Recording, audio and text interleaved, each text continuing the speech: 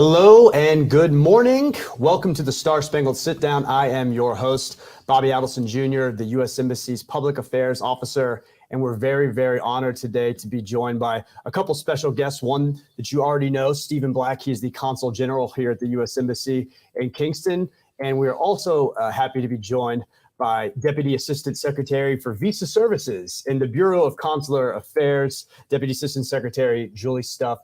Welcome to the Spangled Sit Down. Thank you, Bobby. I'm so happy to be here. We're so happy that you are here today. And we're going to be talking about visas today. Of course, you're the Deputy Assistant Secretary for Visa Services. For those of you who are watching at home, please start putting in your questions in the comments, and we might have a chance to pull them up during the show. But let's go ahead and get started.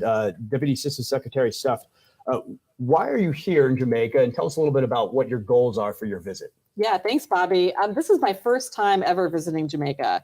And I knew coming into this job that even though I oversaw the entire global visa structure of the State Department, I wanted to go to a place where visas are an important part of the bilateral relationship.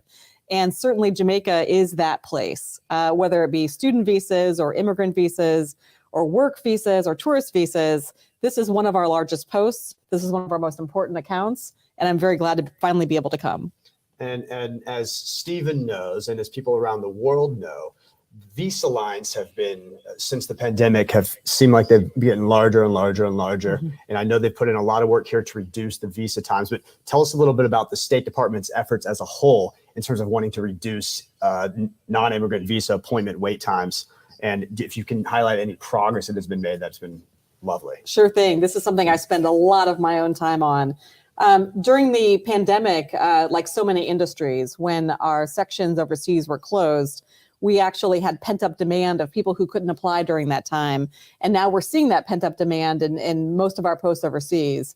But having said that, we've come down by more than half in terms of average wait times for tourist visas, and we've expanded our ability for people to get a visa without being interviewed. Right. Both of those things together mean that we've made tremendous progress. And our embassy here in Kingston is an amazing example of that. I think your wait time has come down tremendously just in the last couple of months. And this is a great example of what we're seeing all over the world. Yeah, I was going to say, Stephen, could you speak to some of the local progress that has been made and maybe some of the things that you all have done to reduce the wait times? Absolutely. I think probably most of your audience is aware that it wasn't too long ago where our wait time for a tourist visa got up to in excess of 800 days. And that's over 2 years. That's a long time, and it's unacceptable. But working with staffing, we're able to secure additional staffing resources. We eked out some efficiencies in our processing, and we've gotten our wait times down to a much more acceptable level at this point in time. Nobody's going to have to wait 2 years for a tourist visa appointment at this time. Great. So again, reminder to those of you who are watching at home, please go ahead and submit some questions. We have a lot of comments that are coming in. Let's pull up one of them because we got very friendly people here. So Yolanda Farron just says, welcome to Jamaica. Thank you. Celia Love says, welcome to Jamaica. Christopher Robertson says, welcome to Jamaica. And so you have a lot of folks that are wishing you a warm welcome here. Tell us about what else you're going to be doing for the rest of your visit here. Mm-hmm. Well, we're certainly looking at the consular operations and talking to the team here, talking to the ambassador, and speaking to some of the Jamaican government officials who have an interest in visas, especially work visas, and how we can be helpful. And is there any efficiency that we can get on our side for that? Again, it's really important to us at the State Department in Washington that everyone everywhere in the world who's applying for a visa has the simplest possible process and the shortest possible process that we can offer. And that certainly is true here. So tell us, if an applicant already has a visa, do they need to have an interview at the embassy? Again, this is, I guess, for either of you. Sure. If an applicant has a visa that has expired within the past 4 years, and particularly focused on tourist visas, but it applies to other visas as well, they can potentially qualify for interview waiver processing, which means that no appointment is necessary, and they can simply submit their passports along with the letter authorizing them to apply as an interview waiver applicant to us. We'll process that case, send the visa back and the passport back, in relatively short order. And that's a very streamlined process that only takes a few days. And I can say too, Bobby, that globally speaking, our goal at the State Department is that a visa applicant, we call it a one-touch process, that really we only need to see you ever one time in the majority of cases, so that it's not any visa that comes after your first visa should be able to follow the process that Stephen just laid out. And also just another note, for people that are age 80 and over, or applicants who are under the age of 14, they can also potentially qualify for what is referred to as interview exempt processing. These can be first-time visa applicants who do not need to come in simply because no fingerprint capture is necessary for people in those age groups. Okay, so I'm going to pull up a question that we have, and then it kind of combines with what you guys were talking about. So Denisha Barnes says, why is it so hard to get a tourist visa, providing all the info and documents and waiting so long? And that kind of goes to a question I want to ask, is why even have an in-person interview? Well, actually, the United States is one of the few countries that requires an in-person interview from non-immigrant visa applicants. But we consider this to be an advantage because it's an opportunity for applicants to give further justification for why it is they qualify for a visa. If it were purely a paper process where we were just looking at an application, we wouldn't be able to get that live, immediate feedback from applicants, which sometimes can make a difference in the process and result in an issuance, whereas mere examination of a paper document application might not permit. So that's the reason why we have it. It gives us the opportunity to get additional information, and it also gives us a chance to answer questions that applicants may have about the process, so we can further clarify how the visa application process functions. So tell us, if someone gets denied for their visa, what are the steps to reapply? How long should they wait, and what are your recommendations for that? Well, the way the system is set up here, applicants are required to wait 6 months before they will be permitted to secure another appointment. That's the way that the automated system is set up. It's programmed that way. For people that are denied, let's understand, if we unfortunately have to deny someone a visa application, it is because they failed to meet the requirements as outlined in the Immigration and Nationalities Act.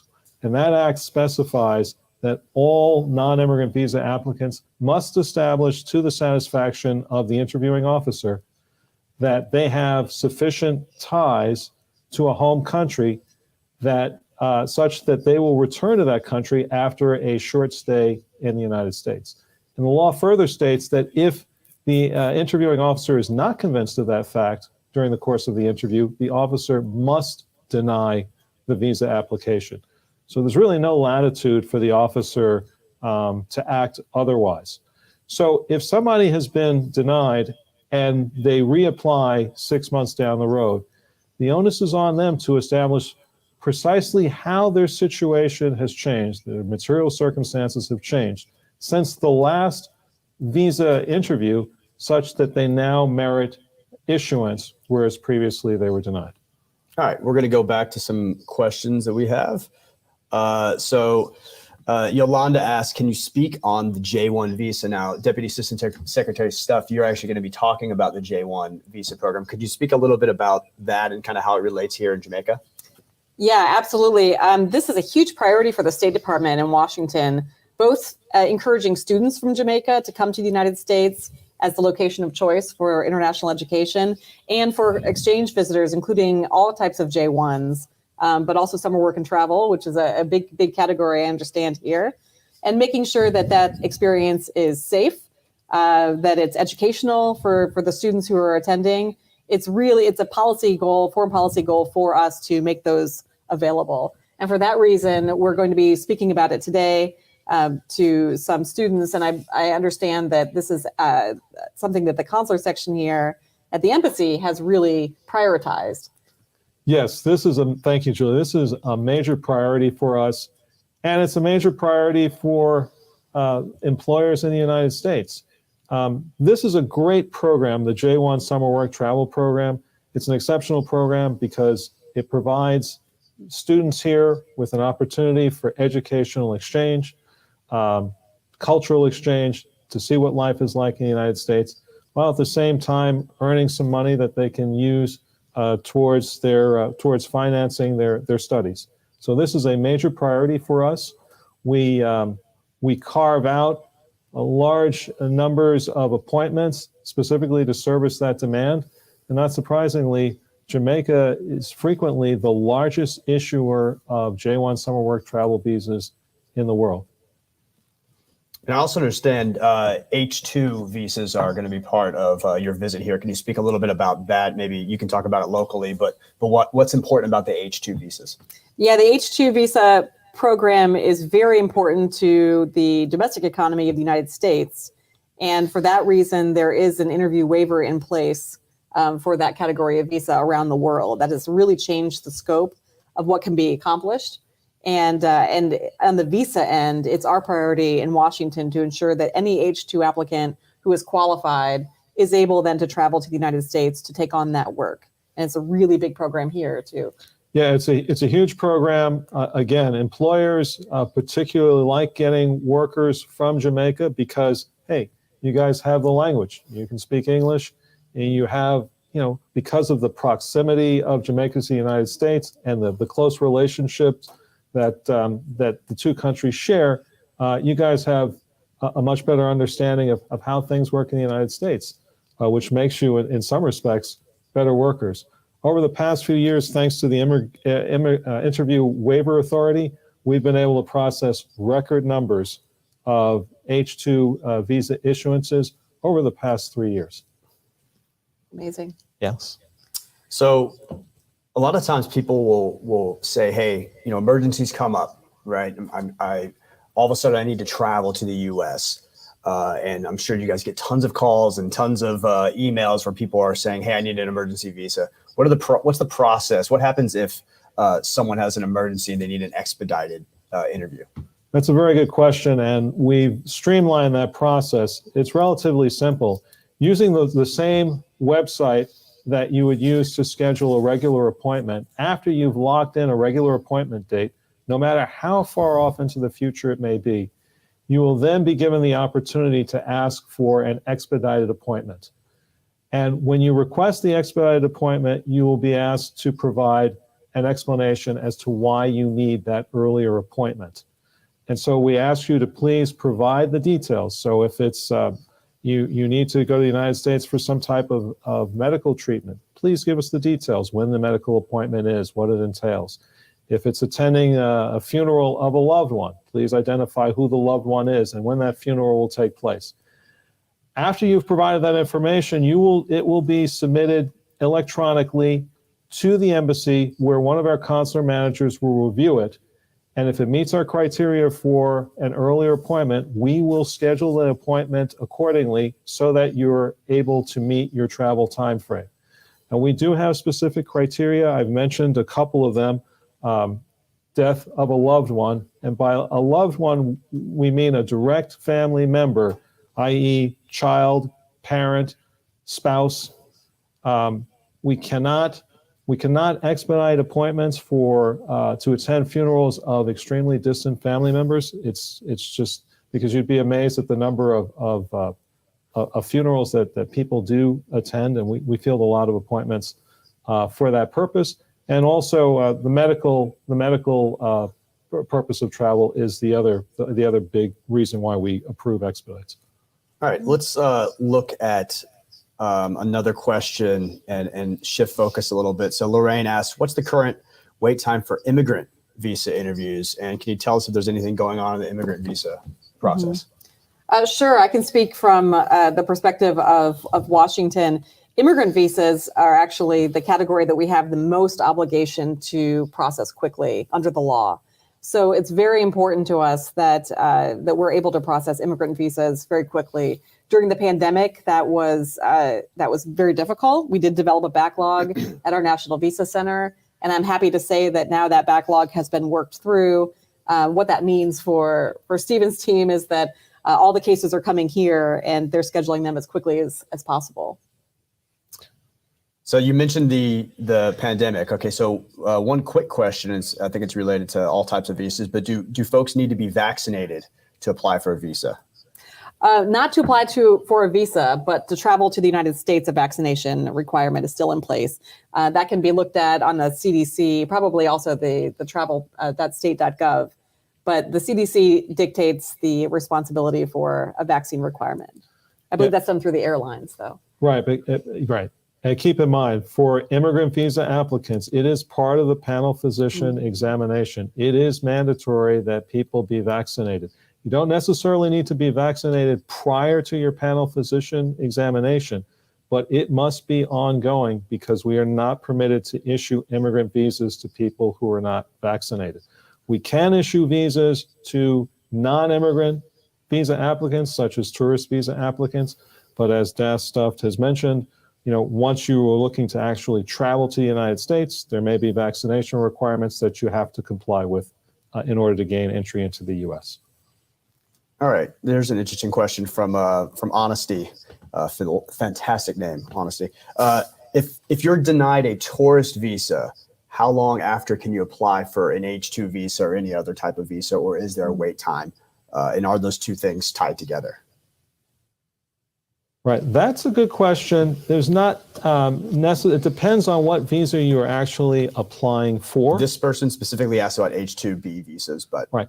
Here's the thing with H-2s, and there is an interesting component of that question is you will not have to wait the 6 months. However, as we mentioned before, we process most of our H-2 visas through interview waiver. If you've been turned down for any type of visa in the past, whether it's a tourist visa or an H-2 visa in the past, you will be required to come in for an in-person interview. And so given the fact that some in-person interview appointments are tight, you may not be able to immediately secure a visa appointment in time for your H-2 employment start date. Okay. Here's a good question. Let's see if I can pull it up. Why isn't your money refunded whenever the visa is denied? Wow, that is a good question. The visa application fee is just that. It's a fee for the application itself. So unfortunately, that can't be refunded. Right. You're not paying for the visa. You're paying for an application process. And there are costs associated with that application process before you even show up at the embassy for an actual interview. We've got a couple questions related to how long or why is it taking so long for immigrant visa appointments? Can you speak on that a little bit locally? Sure. There is a wait time for immigrant visa appointments precisely because, as I mentioned before, we have a significant backlog resulting from the pandemic and the fact that we were not able to operate fully during an 18 to 24 month period. So we're literally clawing ourselves out of that backlog, and we are making significant progress. Typically, we're processing in excess of 1,000 interview immigrant visa cases per month, which is a large number. But you can imagine at a post like Jamaica, immigrant visas are extremely popular and in high demand. So the amount of people that are looking for immigrant visa appointments is huge, and we're making progress, but the progress is incremental, even at the rate of processing 1,000 cases per month. Yeah, I see the lines outside. I see how hard you guys work every single day, day in and day out. Let's see, where could people find information about the visa wait lines? Is there anywhere they can go to see how long it's going to take for their visa to come up, whether it be a tourist visa or an immigrant visa?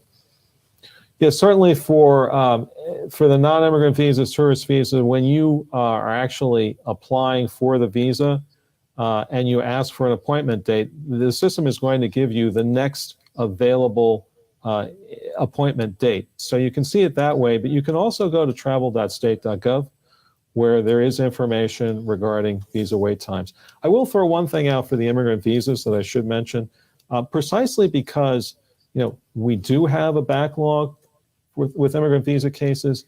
It's really to everybody's best interest if they make sure that they are fully documentarily prepared on the day of their interview. Because in a lot of instances, we have people that, hey, they've been waiting for a number of months for the interview. Now they finally get that interview. And then it turns out we can't immediately process their case because they're missing a document. It could be a police certificate. It could be a marriage certificate, birth certificate. It could be an affidavit, a signed affidavit of support. So to the degree that you can come to our visa window fully documentarily prepared, you really help us tremendously, because that puts us in a position where we can make a decision in your case immediately.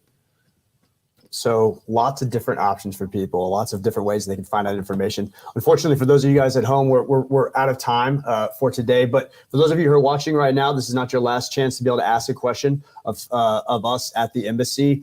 Please follow us on social media. Next week, we'll have a radio interview that's coming out. We have our popular consular conversations that we're going to get back to doing monthly. Any final words for the folks here in Jamaica, Deputy Assistant Secretary Stufft? Thanks, Bobby. First, it's my pleasure to finally visit this beautiful country. Thank you. Thank you for allowing me to come. And travel and welcoming workers, students, immigrants, visitors is just so central to who we are in America that we're very happy that this is happening here.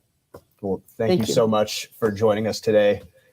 Thank you, Stephen. Again, you'll see plenty of him over the next few months, I'm sure. Thank you all for watching today, and have a lovely day. That was a Star Spangled Sit Down. Thank you.